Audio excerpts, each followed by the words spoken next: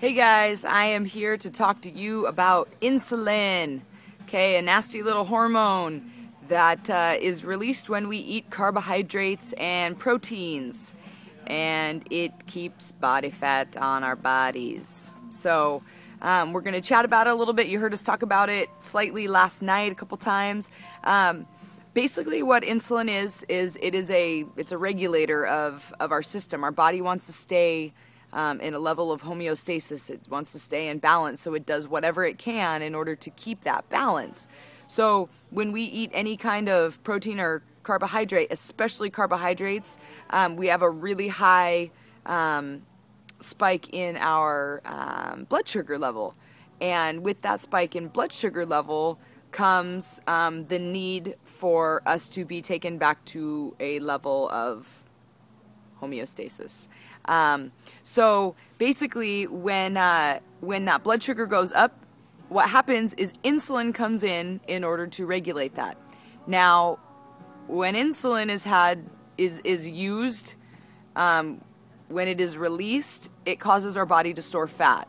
So we eat sugar, insulin comes in, we get level. We eat sugar, insulin comes in, we get level. Okay, so you see the problem there. Okay, so breads, pasta, rice, candy, soda, which is why when we talk about, you ask, well, what if it's gluten-free? Because we've been talking about gluten as well.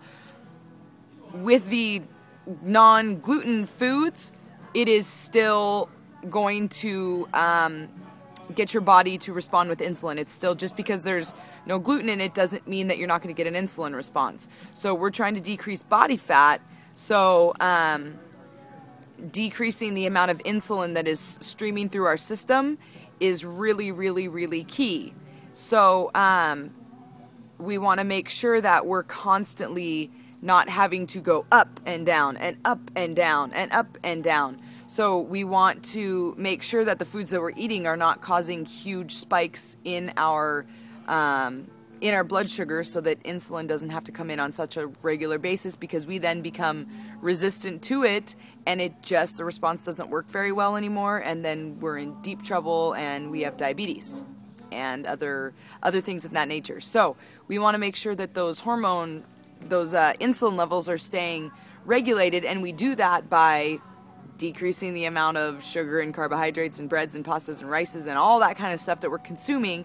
And if we do eat fruit, if we do eat sweet potatoes, if we do eat things like that are starchy, we want to make sure that we add some protein to it as well. But that doesn't mean that you can have candy with protein, okay? That's not what I'm saying. I'm saying that if there is something that is a little bit higher in starch or in sugar, like fruits or sweet potatoes, we want to regulate that balance and help balance it out with protein, because protein helps to not get such a huge shot in our blood sugar levels. So basically, guys, the more starchy foods, the more sugar you eat, the more insulin that has to come in, and then the body store fats. In a very simple layman's term, that's what's happening. So you've got really high triglycerides. Triglycerides is the key to knowing whether or not you've got a lot of insulin resistance. If you're eating a lot of carbohydrates and things like that, it's the sugar in our blood, basically. Not really, but if you want to think of it that way, that's sort of what it is. So we want to make sure that those triglycerides come down, which you will notice a huge change in when you if you go to the doctor after we've done this.